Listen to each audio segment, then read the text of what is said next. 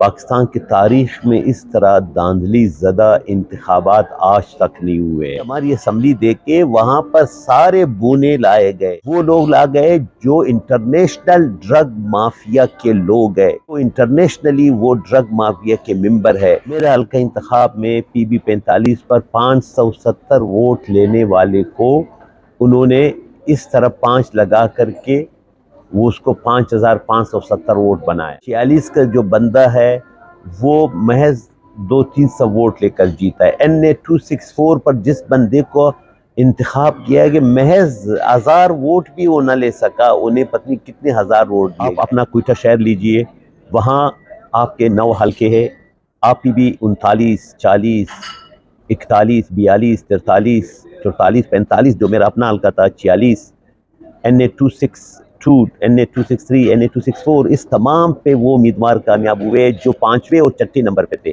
NA 263 پر جس بندے کا انتخاب کیا گیا وہ بیچارہ تو سویا ہوا تھا، ان کو تو پتہ ہی نہیں، دوسرے دن انہیں جا کر کے بتایا گیا، تیسرے دن، کہ آپ کو جتوایا گیا ہے۔ سب سے پہلے میں آپ کا شکریہ ادا کرتا ہوں۔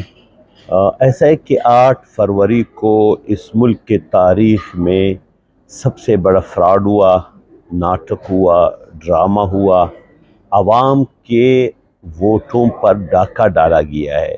تو یہ دھاندلی نہیں ہے، یہ ڈاکہ ڈالا گیا ہے عوام کے ووٹ پر، عوام کے تقدس پر، عوام کے رائے پر۔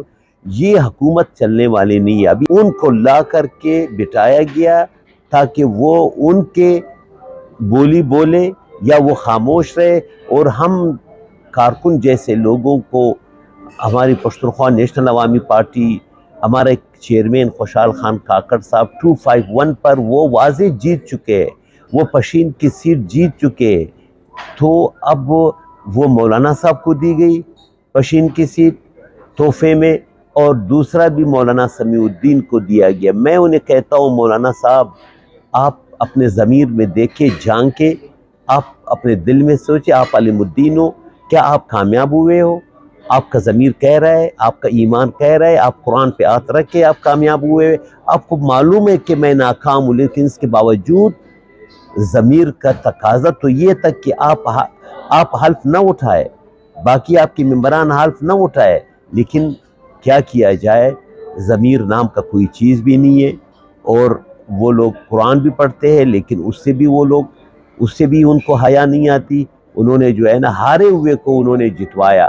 تو یہ ڈرامہ تھا، یہ ناٹک تھا، یہ ناٹک، ان کا خیال ہے کہ ہم ان بونوں سے ملک کو چلائیں گے، ان کی معاشی حالت ٹھیک کریں گے۔ یہ مزید دھاندلی، یہ مزید تباہی اور بربادی کی جانب جائے گا، معاشی طور مزید تباہال ہوگا، ان کے سنبھلنے کی نہیں ہے۔ اگر چند لوگ مزے اڑائیں گے، جو دلال ہے، جو ان کے لیے دلالی کرتے ہیں، جو ان کے لیے جو نا بروکر ہے، وہ جو ہے نا وہ تو ٹھیک ہے، چند لوگ تو ہوں گے، لیکن باقی لوگ جو کامیاب نہیں ہوئے، ان کو پتہ ہے، وہ لوگ اپنے آپ کو کامیاب سمجھ رہے۔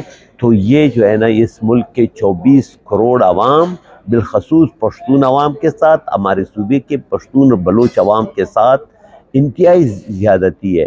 شاید اس سے حالات مزید بگڑ جائے۔ جو لوگ آج پہاڑوں پہ ہے وہ تو ہمیں تانا دے رہے ہیں کہ آپ لوگوں نے کہا کہ جمہوریت ہے۔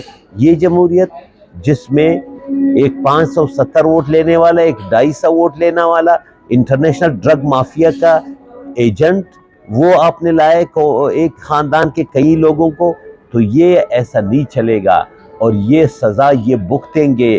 یہ نہ سمجھے کہ ہم جو ہے نا، وہ لوگ کہہ رہے ہیں کہ ہم شیشے کے گھروں میں بیٹھے ہوئے ہیں، ہمیں کچھ نہیں کہے گا۔ نہیں، جب آواز خلق نکارہ خدا ہوتا ہے، جب عوام کا انقلاب آئے گا، پھر یہ خس و خاشاک کی طرح اڑ جائیں گے۔